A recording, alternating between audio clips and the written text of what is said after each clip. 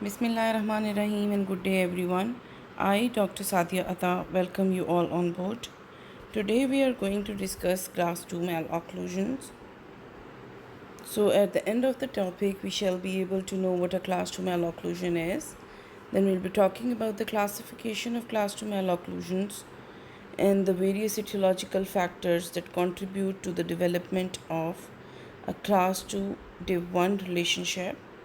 Then we'll be talking about the objectives that are used for the treatment of class 2 division 1 malocclusion, and we'll be gaining an understanding of the factors and approaches to the management of class 2 div 1 malocclusion. After that, we'll be discussing the etiological factors that are used for the development of class 2 malocclusion and the various clinical features of class 2 div 2 malocclusion. In the end, we will be discussing the treatment planning and management of class 2 div 2 malocclusion.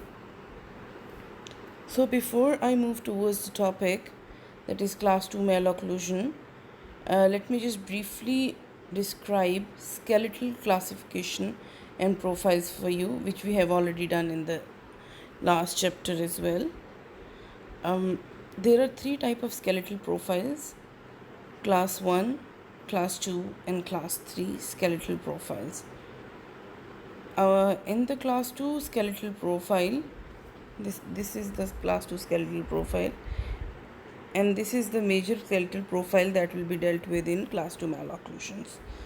So usually in cases of class 1 profiles, what we see is a straight face. That is because of the normal orientation of the maxilla and the mandible with each other. Whereas when we talk about the skeletal class 2, what we usually observe is a convex facial profile, and it may be because of prognathic maxilla or retrognathic mandible or both. So what we are gaining basically is a convex profile in case of skeletal class 2, and this skeletal class 2 is commonly associated with class 2 malocclusions. Among the three profiles, the class 3 profile is usually a concave profile, and it is basically because of either the retrognathic maxilla, that is either the maxilla is short or the mandible is prognathic or a combination of both.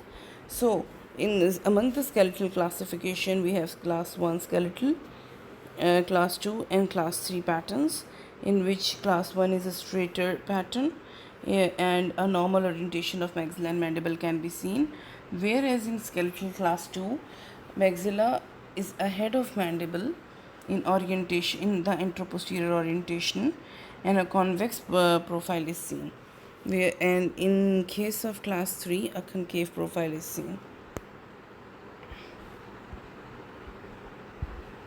Now,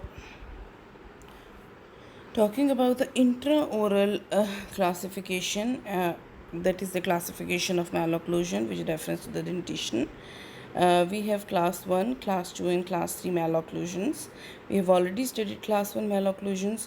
Today we are going to study the class 2 malocclusions, and they will be proceeding with class 3 malocclusions. So in cases of class 1 malocclusion, usually the anteroposterior relationship is normal. That is with reference to the skeletal classification as well. But when we see a class 2 malocclusion, usually we see that the maxillary teeth, they are way ahead of the mandibular teeth. They are ahead of the mandibular teeth, as in case of skeletal class 2 patterns, in which the maxilla is ahead of the mandible, either because of its prognathism or mandibular retrognathism. So in cases of class 2 malocclusion, what we will be observing is that the maxillary teeth are ahead, forward in an anterior posterior dimension with reference to the mandibular teeth. So now we'll be moving towards what a class 2 malocclusion is. Class 2 malocclusion is classified differently on the basis of molars, and it is also classified on the basis of incisors. So according to Engels, he classified the class 2 malocclusion on the basis of molar, in which he said that if the mesiobuccal cusp of the upper molar, it is lying ahead of the buccal groove of the lower molar, if the mesiobuccal cusp of the upper molar is lying ahead of the buccal groove of the lower molar, such that the maxillary teeth, they are lying anterior to the mandibular teeth in the anteroposterior relationship, he classified it as a class 2 malocclusion, and he also named it as disto-occlusion because the lower arch is placed distally with reference to the maxillary arch.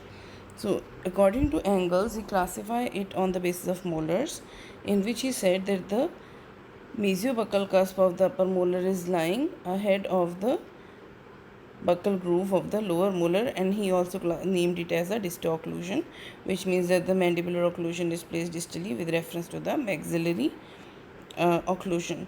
Now, if we classify according to British Standards Institute classification, they classify the class 2 malocclusion on the basis of incisors, in which the incisal relationship with the lower incisor relationship with reference to the upper incisor and the cingulum plateau classifies the malocclusion. So, according to BSI, the incisor classification, there are two types of incisor classification of malocclusion, that is class 2 division 1 malocclusion and class 2 division 2 malocclusion. Means there are two types and two divisions of class 2 malocclusion, that is division 1 and division 2. In both of them, the basic concept about class 2 malocclusion according to incisor classification is that the lower incisal edge, it is lying at or behind the cingulum, not the cingulum plateau. Here we are not talking about the cingulum plateau. In class 1 malocclusion, we said that the lower incisal edge lies at the cingulum plateau, so we call it as class 1. But in cases of class 2 malocclusion, the lower incisors edge is either lying at the cingulum or behind the cingulum. This is the main idea of a class 2 malocclusion. So class 2 malocclusion is further subdivided into class 2 division 1 and class 2 division 2 malocclusion. Talking about class 2 division 1 malocclusion, if the lower incisal edge lies posterior to the cingulum plateau, this is the cingulum plateau, and posterior to the cingulum plateau means at the cingulum or behind the cingulum of the upper incisors, it is usually classified as class 2 division 1 malocclusion. In this case, the upper incisors are usually proclined. The upper incisors are usually proclined and there is an increase in overjet, as can be seen here. The lower incisal edge is lying behind the cingulum plateau. Upper incisors are usually proclined and there is an increase in overjet, as can be seen here. So this increase in overjet and anteroposterior position, forward position of the maxillary teeth is also seen here in an intraoral picture. Therefore, in class 2 division 1 malocclusion, the lower incisal edge lies posterior to the cingulum plateau with proclined upper incisors and increase in overjet. It is one of the most commonest type of malocclusion that can be seen, and with the prevalence of 15 to 20% among all the malocclusions. Therefore, class 2 div 1 malocclusion, upper incisors are proclined and increase overjet is there, and the lower incisal edge is lying at the cingulum or behind the cingulum, and this is the one of the most common form of malocclusions. Now talking about the class 2 division 2 malocclusion. In class 2 division 2 malocclusion, the lower incisal edge is lying behind the cingulum plateau, at the cingulum or behind the cingulum, but the difference is that the upper incisor is not proclined, the upper incisor is retroclined, which leads to either a normal overjet or at times an increased overjet. Therefore, the lower incisal edges, they occlude posterior to the cingulum plateau of the upper incisors, but in cases of class 2 div 2, the upper central incisors are retroclined, as can be seen here. The upper central incisors are retroclined, so the overjet usually it is minimal or normal, or it may be increased because of the skeletal discrepancy if it is increased in the anteroposterior plane. The prevalence of this type of malocclusion usually is 10%. So we till now we have discussed that what is class 2 diff 2 or class 2 malocclusion, that is the lower incisal edges lying posterior to the cingulum plateau, that is at the cingulum or behind the cingulum, and further subdivided into class 2 division 1 and class 2 division 2. In class 2 division 1, the upper incisors are proclined, in increased overjet is there. In class 2 division 2, the upper incisors are retroclined, and usually a minimal or a normal or at times an increased overjet may be seen. The prevalence of class 2 division 1 is 15 to 20%, and the prevalence of the class 2 division 2 is 10%. We will be dealing these malocclusions separately, class 2 div 1 and class 2 div 2 separately, because they vary in their etiology and they vary in their treatment planning as well. So now, talking about the skeletal class 2 malocclusion, usually class 2 malocclusion they are seen with reference or in combination with the skeletal class 2, and as we can see here, these are all the convex profiles, but different in origin and etiology. As we can see here, this patient seems to have a normal mandible, but still she is class 2, because convex profile and the anteroposterior relationship of maxilla and mandible, they are not in accordance with each other. So here is the maxilla, and see the mandible is lying behind. But if we have a look, we see that the mandible is not short, it is appearing normal, whereas this is also class 2, but in this class 2 we see that the mandible appears to be short or retrognathic, and here the deformity is even severe. So class 2 skeletal class 2 patterns, they can be because of maxillary prognathism, as can be seen here, that the mandible is normal, and if we draw a zero meridian, we see that the maxilla is lying ahead of the zero meridian and the mandible is falling on the zero meridian, showing that the mandible is normal. Whereas it can be because of the mandibular retrognathism, as we can see here that the mandible is excessively short, and it can be because of a combination of both maxillary prognathism and mandibular retrognathism. So usually in cases of class 2 malocclusions, they are seen in combination with skeletal class 2 with a different etiological factor, either the maxilla is prognathic or either the mandible is retrognathic, or a combination in case of severe class 2. Now, on the basis of classification, so we can classify class 2 malocclusion on the basis of incisors and on the basis of molar as well. On the incisors, as I have already discussed, that on the basis of incisor, usually there are class 2 division 1 and class 2 division 2 malocclusions. But the third malocclusion that can be classified on the basis of incisors can be class 2 malocclusion with bimaxillary protrusion, which means that both the upper and the lower incisors are proclined, and they are coming in contact such that they are forming a class 2 malocclusion. That is, the lower incisal edge is coming in contact behind the cingulum plateau with the upper incisors. So class 2 malocclusion on the basis of incisors can be classified as class 2 div 1, class 2 div 2, and class 2 bimaxillary proclination. On the basis of molars, class 2 malocclusion can be classified as class 2 subdivisions. So class 2 subdivision, in class 2 subdivisions, usually the molar relationship on one side is either on the right or the left is class 1, whereas on the other side it is class 2. So we call it a subdivision, and that will be discussed in detail with you in your clinical quotas. So we have four classification: class 2 division 1, class 2 division 2, bimaxillary, class 2 with bimaxillary proclination, and class 2 subdivision, that may be right or left. These are the intraoral and the extraoral presentations of, these are the intraoral presentations of the class 2 malocclusion. Here we can see the increase in overjet,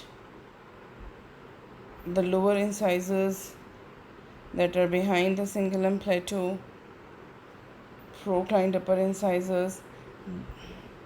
This is class 2 division 1. And when we talk about retroclined upper incisors, increased deep bite, but still the lower incisors that are lying behind the cingulum plateau, this is usually a class 2 division 2 case. So these are the intraoral presentation of class 1, class 2 division 1 and class 2 division 2 cases. Today we'll be discussing the class 2 division 1 malocclusion in detail, and these are the classical intraoral and the extraoral features of class 2 division 1.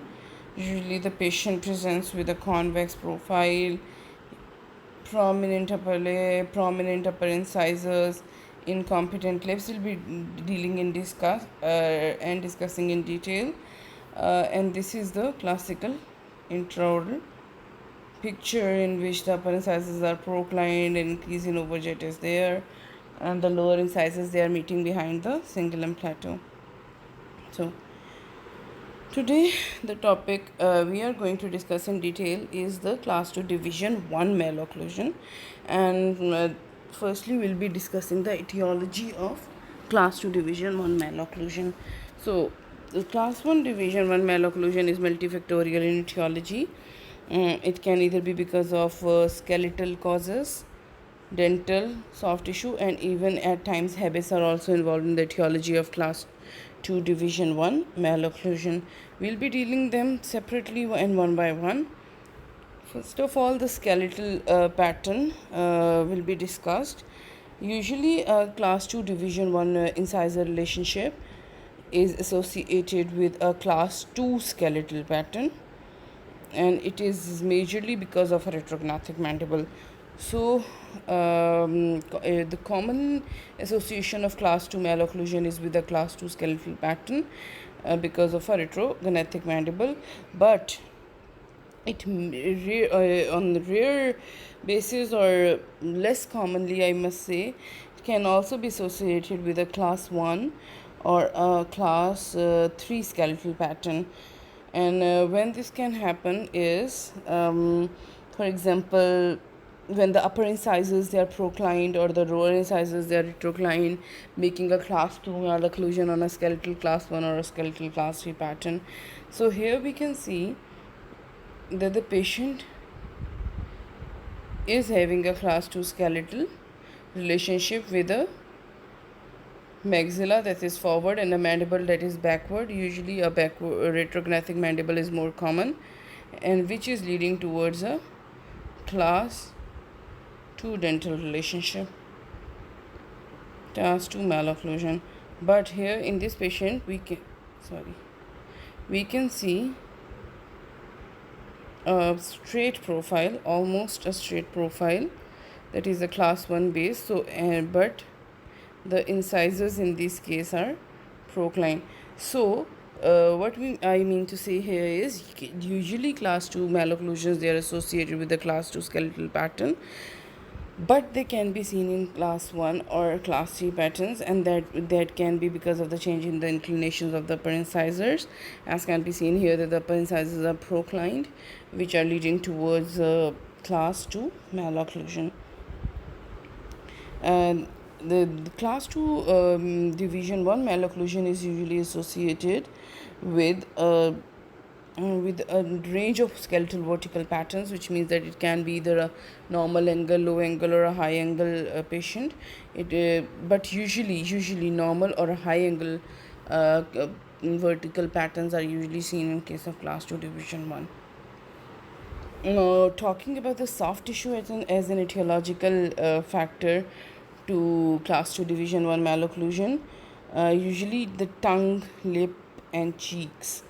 The tongue, lips, and cheeks, they can be the etiological factors for class 2 division 1.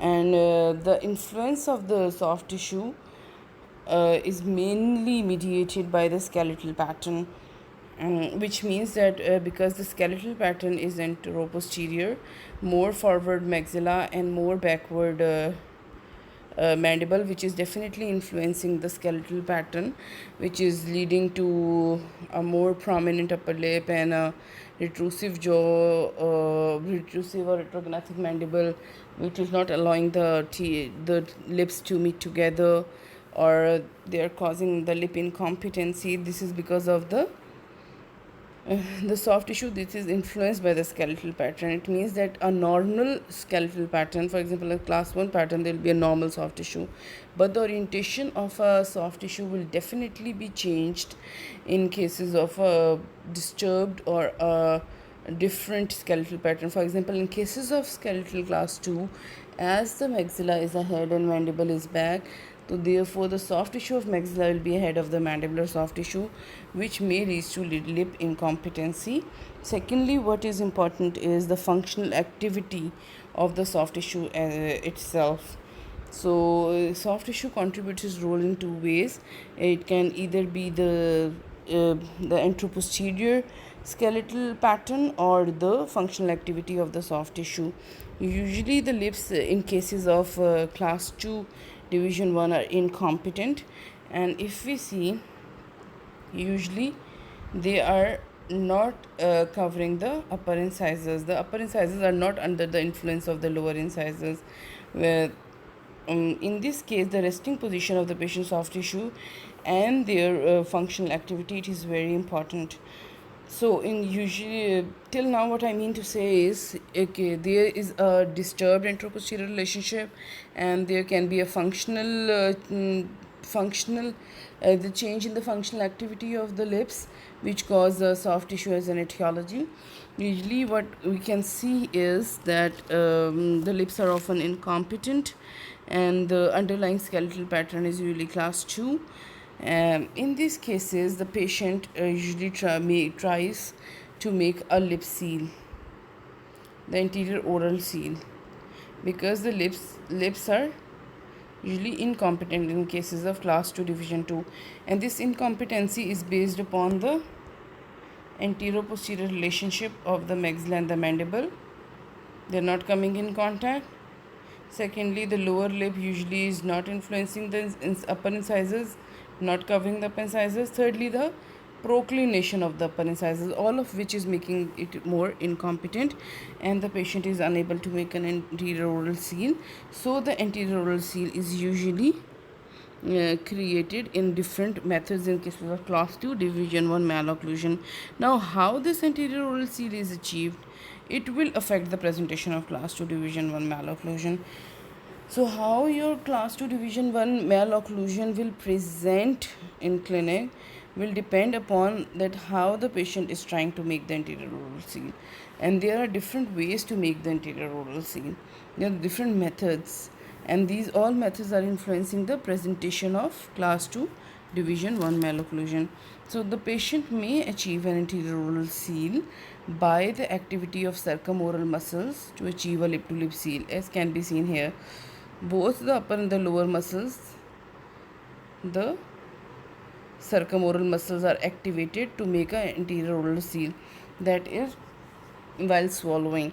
So when both of the muscles are used to make the anterior oral seal, usually they moderate the effect of the underlying skeletal discrepancy.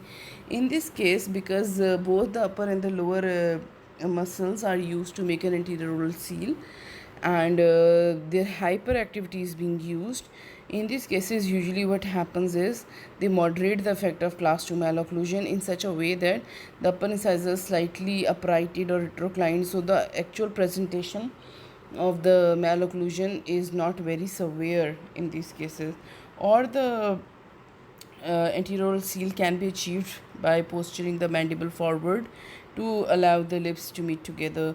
So, in cases of both circumoral activity and the posturing forward of the mandible, because the patient is bringing it to a more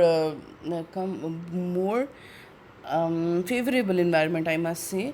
Therefore, both of these methods to achieve the anterior oral seal are moderating the effect of class 2 malocclusion. There are cases when the lower lip is drawn behind the upper lip, upper incisors, in order to make an anterior oral seal, and usually they are seen in cases of slightly severe class 2 malocclusions, or the tongue is placed forward to bring in contact with the lower lip and to make an oral seal, or the hyperactivity of the lower lip. So in all these cases, the presentation of class 2 division 1 malocclusion will differ.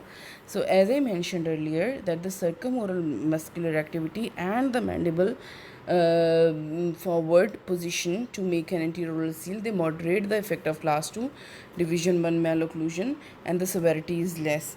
But in cases when the malocclusion is slightly severe and the skeletal pattern is slightly severe, usually the patient brings this lip behind the upper incisors, over here behind the upper incisor, to make an oral seal. In this case, usually a more severe form of malocclusion will be seen than the underlying skeletal pattern. And the effect, because what it will do is, it will further procline the upper incisors. If the patient is trying to make an oral seal with the lower lip behind the upper incisors, what will happen is the upper incisor will be further proclined. These upper incisors will be further proclined. Therefore, the severity of the malocclusion seen will be even more, which is in contrast to the modulating effect of circumoral muscles and the mandible to bring forward. So in those cases, what we'll be seeing is that the severity of malocclusion that will be seen will be less, whereas in cases when the patient is bringing the lip behind the upper central incisors and making an oral seal, in these cases the malocclusion that is being presented is even more severe, or the patient can be having a very hyperactive lower lip, which may be coming in contact with the tongue to make an anterior oral seal. In these cases, what we'll be seeing is retroclination of the lower incisors, hence creating a class 2 division 1 malocclusion. Therefore, whatever the mode of achieving anterior oral seal is, the clinical presentation of the malocclusion varies and differs according to it. So the methods that I have already discussed can be circumoral, as we can be seen here, muscular activity, or posturing the mandible forward to create an anterior oral seal, or bringing the lower lip behind the upper incisors, or a this type of lip hyperactivity of the lower lip and to make an anterior seal. This type of lip is also known as a strap like lip appearance. Okay. Now, till now we have discussed the various skeletal and the etiological factors of class 2 division 1, in which I have said that usually class 2 division 1 malocclusion is present on skeletal class 2 basis, and among the soft tissues, because both the anteroposterior relationship of the maxilla and mandible, it is disturbed, and the functional activity of the soft tissue is also playing a part because of the incompetency of the lips and proclination of the upper incisors.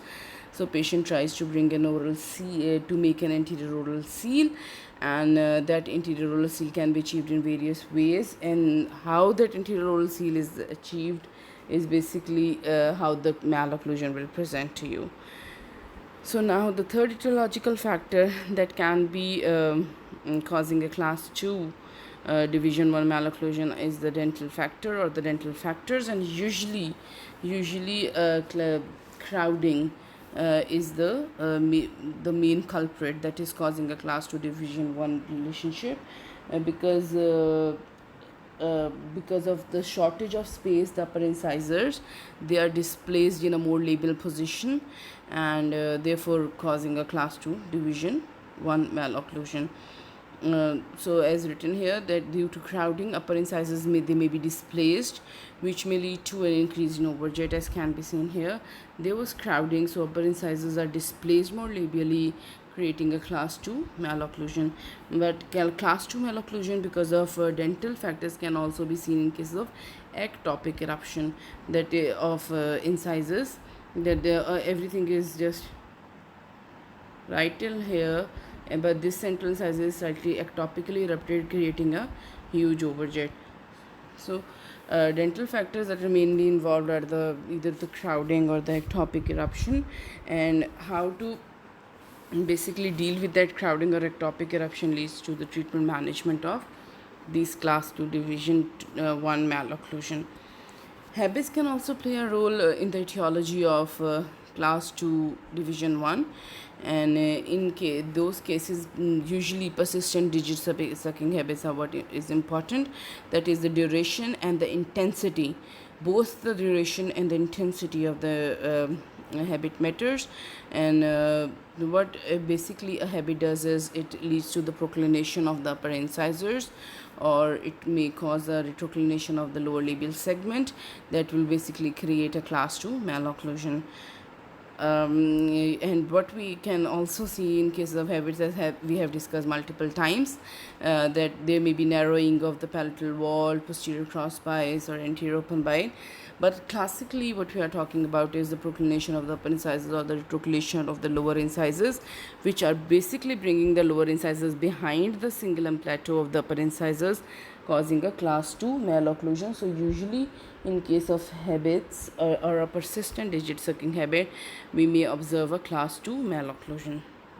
So till now we have discussed all the etiological features that may contribute towards the skeletal class 2 malocclusion.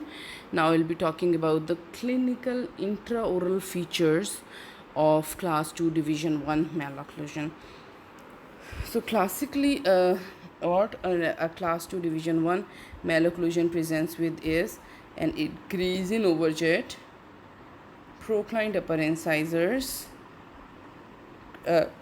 crowding may be seen, a class 2 molar, a class 2 canine, class 2 incisor relationship. There may be an increased curve of Spee, or a midline shift may be seen because of crowding. A deep bite can be seen because there is no occlusal stop here. Sorry, if you can see here, there is no occlusal stop to the lower incisors, so they may be going and contacting up to the palate or somewhere like distal to the cingulum. So there may be an increase in overbite. They will over erupt and there will be an increase in overbite, causing a deep bite, or what we can see is a normal or V-shaped arch. This is where class 2 div 1 malocclusion varies from the class 2 div 2, that we'll be discussing later. So that usually in cases of class 1 div 1, class 2 div 1, normal to V-shaped arch is seen. So what are the clinical intraoral features? A normal to V-shaped arch, increased overbite, increased or deep curve of Spee, increased overjet, proclined upper incisors, usually crowding, a midline shift, and a class 2 molar canine incisor relationship. These are the classical intraoral features of class 2 division 1 malocclusion.